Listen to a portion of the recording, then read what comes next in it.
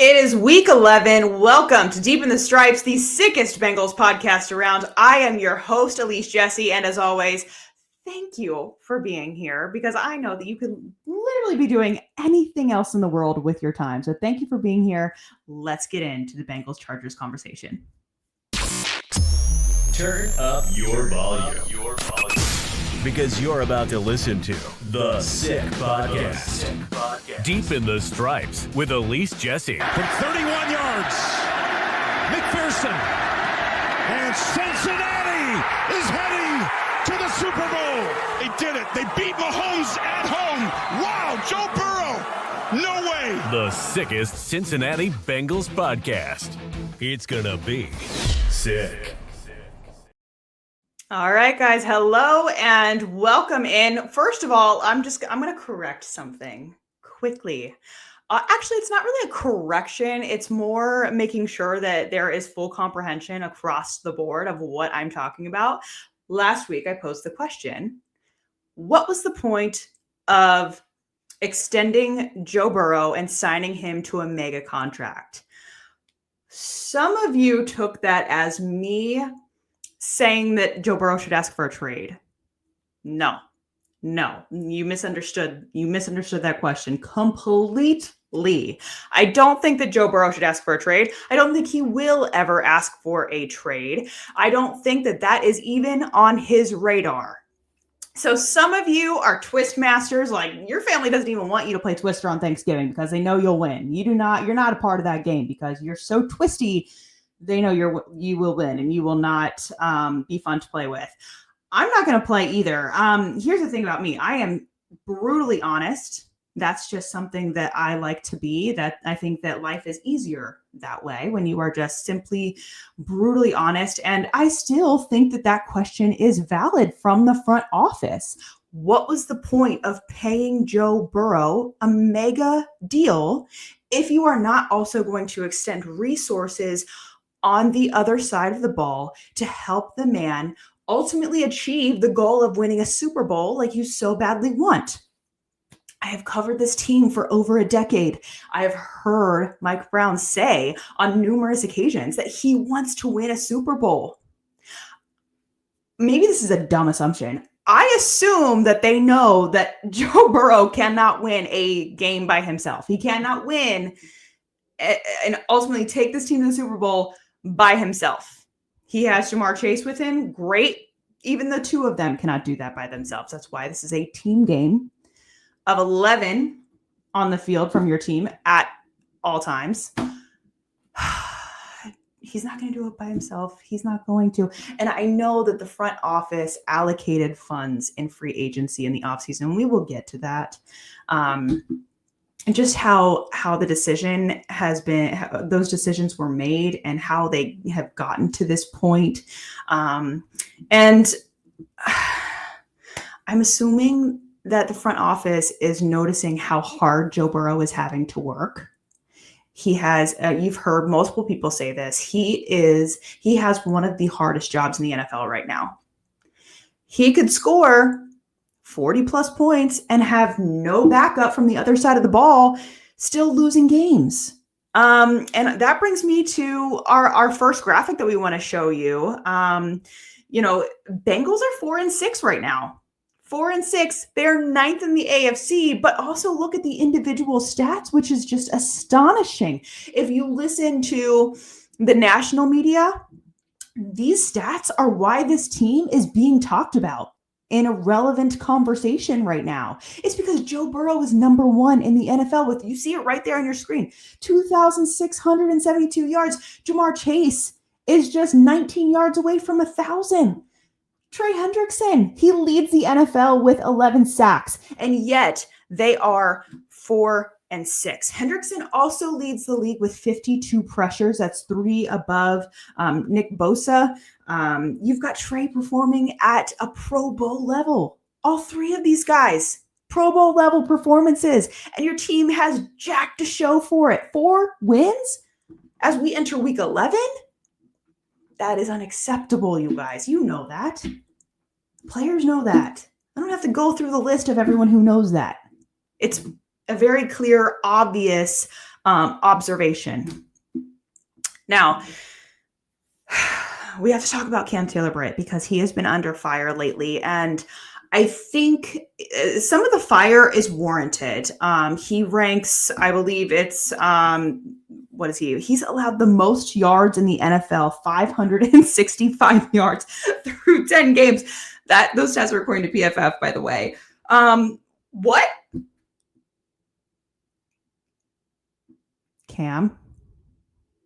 I need to talk to Cam. And typically when players are not playing well, they don't want to talk to media members, but I'm hoping I can get into more of a candid conversation with him just so that I can have full understanding, because I don't want to be throwing strays. Yes, the numbers are horrendous, but I don't want to be throwing strays at this guy unless I have the full picture of what exactly is going on, because let's look at his stats from last year.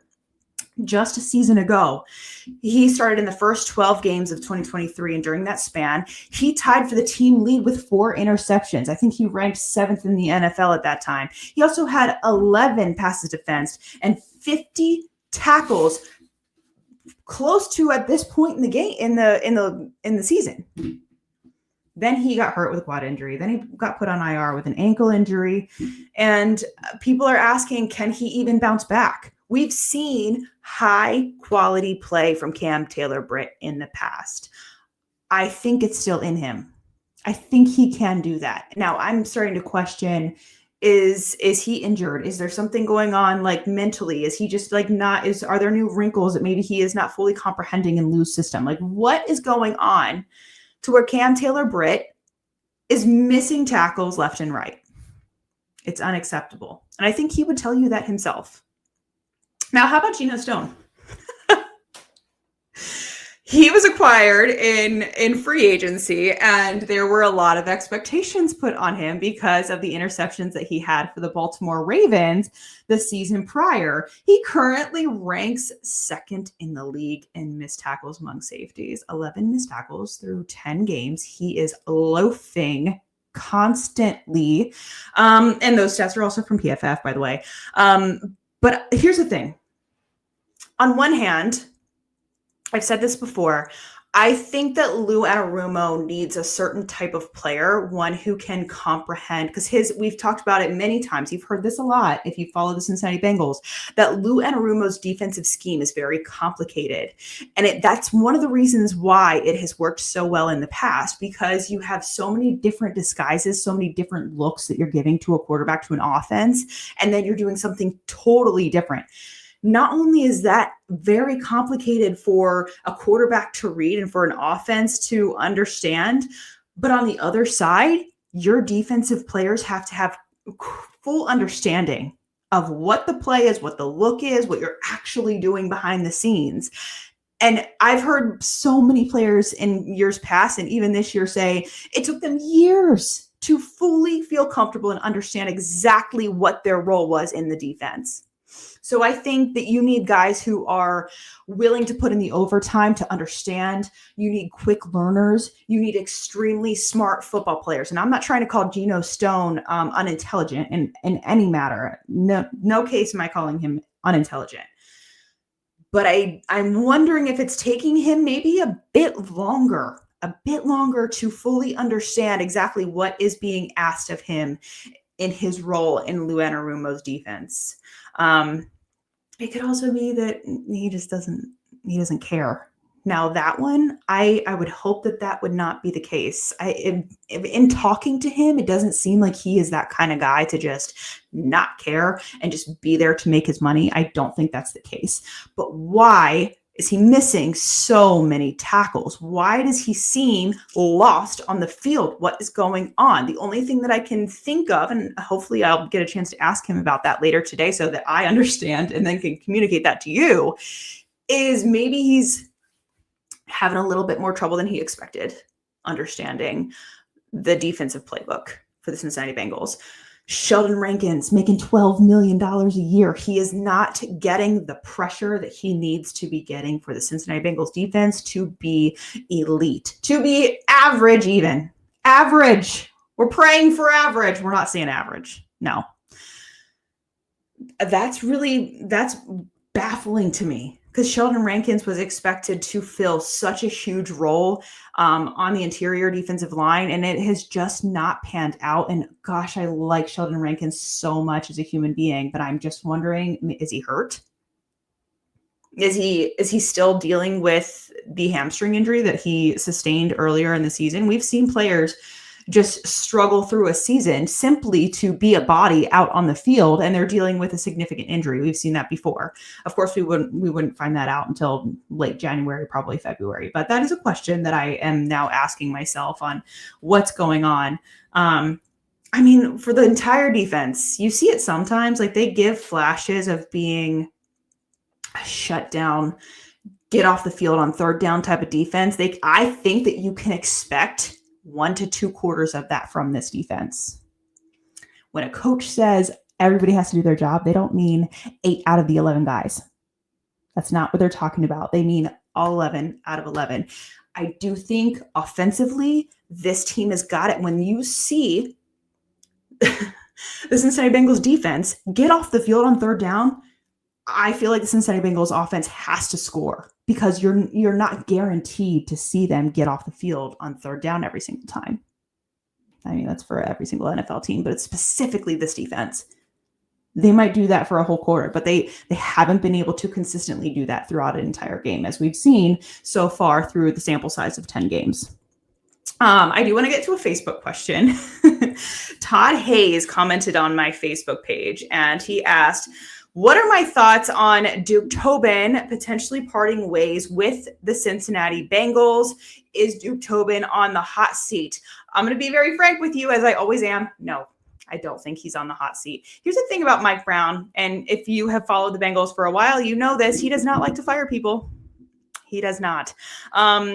I think the biggest frustration with the front office is that they were not able to get a deal done with Ja'Marr Chase in the offseason. And reportedly, well, this is from Ja'Marr Chase, the Bengals approached Ja'Marr Chase about securing a deal, and it didn't get done in the offseason. And let's look at this other graphic, because I want you guys to be able to visually see these numbers because it's absolutely insane. Most yards after catch on receiving touchdowns. These stats are according to Next Gen Stats. NFL leaders since 2021. Look at Ja'Marr Chase. What do you notice when looking at these numbers? 629 yak on TDs.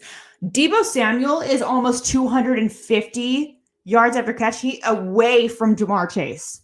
Ja'Marr Chase is here in frame. Ja'Marr Chase is here. Everybody else is down here.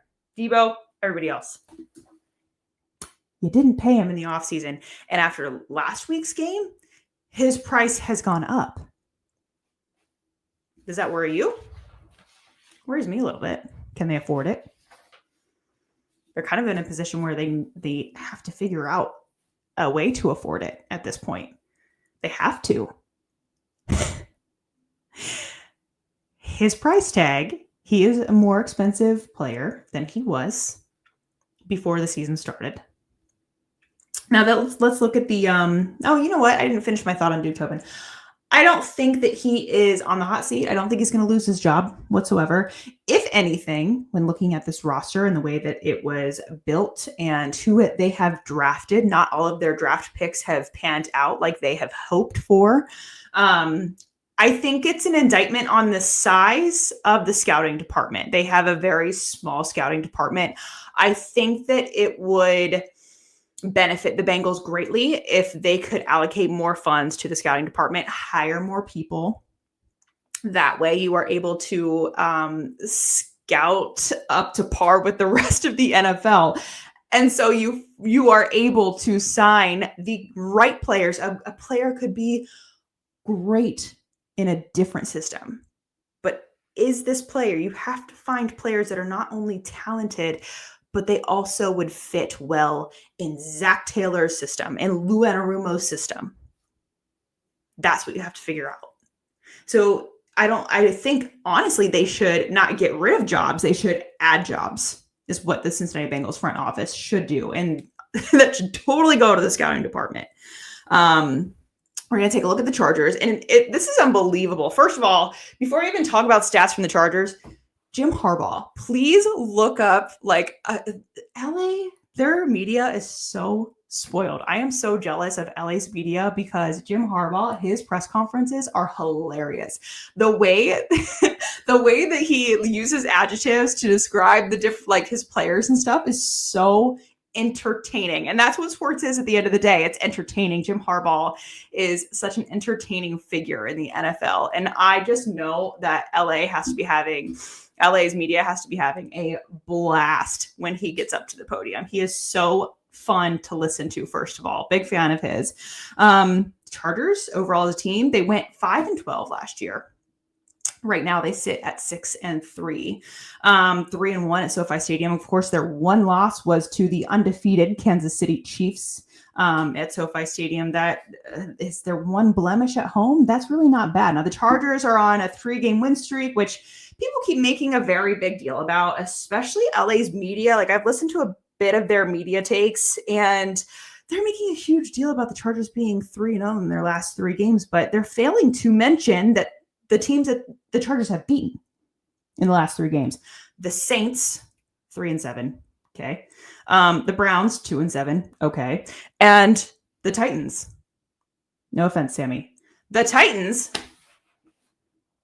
Come on. Really? That's what they're getting all excited about. The Chargers, who have they beaten? Who's a quality team that the Chargers have beaten? The Broncos, I believe. Okay. I'll give that to them. But inflating how good the Chargers are, and I think actually the numbers are a bit inflated too. We can bring up that next graphic because it just gives off the NFL rankings, which comes directly from the NFL. It's just like the averages, the scoring averages. The Chargers rank first in that. And I think that stat is a bit inflated because you think about what offense, like potent offense outside of the Broncos, have they faced. Yes, they might be first, but those numbers are coming against the Browns and the Saints and the Titans. I'm not going to read too much into that. I don't think you can. Now, if you know they're doing really well against quality playoff bound, like secure playoff bound teams, then yes, those numbers make a lot of sense to me. But I don't always think that these NFL rankings tell the entire story.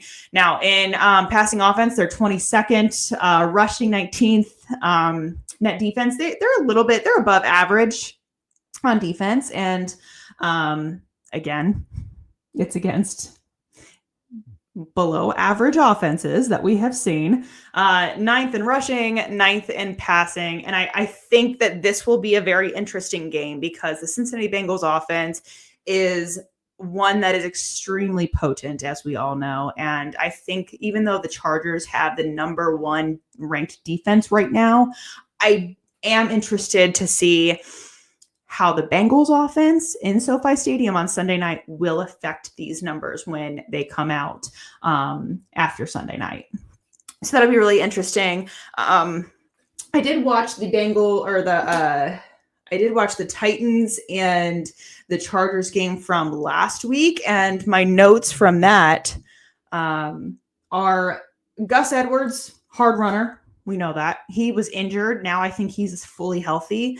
He's at a point where he is giving the Chargers the production that they were expecting from him at this point. I also noticed that Justin Herbert will take off if necessary. He will put his body on the line if he needs a first down, if he needs a touchdown. He is not afraid to use his legs, scramble, run. He is not afraid of that at all. On defense for the Chargers, I noticed they like to gang tackle. Like there's every single time, I swear, there's like 3 to 5 hats around the ball with every single down. The flea flicker was fun to see from them. Credit Jim Harbaugh on that. That was really fun. And my other note here was special teams better be ready to tackle. Third quarter, Davis gets the catch about the 2. He goes all the way to the Titans 45. And that resulted in a touchdown for the Chargers. So they had great field position. If you're going to allow the Chargers to have great field position, they absolutely will burn you like most NFL teams can do. What else do I have? Oh, the wild card race. That's an interesting conversation actually right now. This is why I still think they do have a chance. Yes, they're 4-6. They are still in the conversation of the wild card race because the AFC wild card is wide open still. It's still wide open. Hold on, let me pull this up real quick so I can read it off to you guys if you didn't already know. Obviously, in number 1, the Chiefs, and from there, the Bills, Steelers, Texans, Ravens, Chargers, Broncos. And then on the bubble, you see the Colts and the Bengals. With a win here, the Bengals, their playoff percentage chance goes up by 42%, or it goes up to 42%. But with a loss, it drops to 16%. 4-7, that is hard to come back from. Hard to come back from. Yes, the Cincinnati Bengals have they've dealt with significant injuries. I think Trent Brown, that injury was significant. I think I was super disappointed that Dax Hill was injured because I don't think that he was fully able to show everybody what he's made of. I wish that he had like the full season this year. I think their defense would be a lot better with Dax Hill personally on that field. He is just, he's so fast, first of all. He's not a soft tackler. That's what I like about him. The tackling on this team irritates the heck out of me. It irritates the heck out of me. And I guess, you know what? Let's make that. I don't know if we've even discussed this, Sammy, but if you guys have it, we can do the rant of the week because that would be my rant, is the tackling on this team. What in the world? And I'm also really irritated that this is year, 2 or 3? Win with missed tackles, and tackling is an issue. Let's run it. Let's do rant of the week right now before I get too far into it. Elise's rant of the week.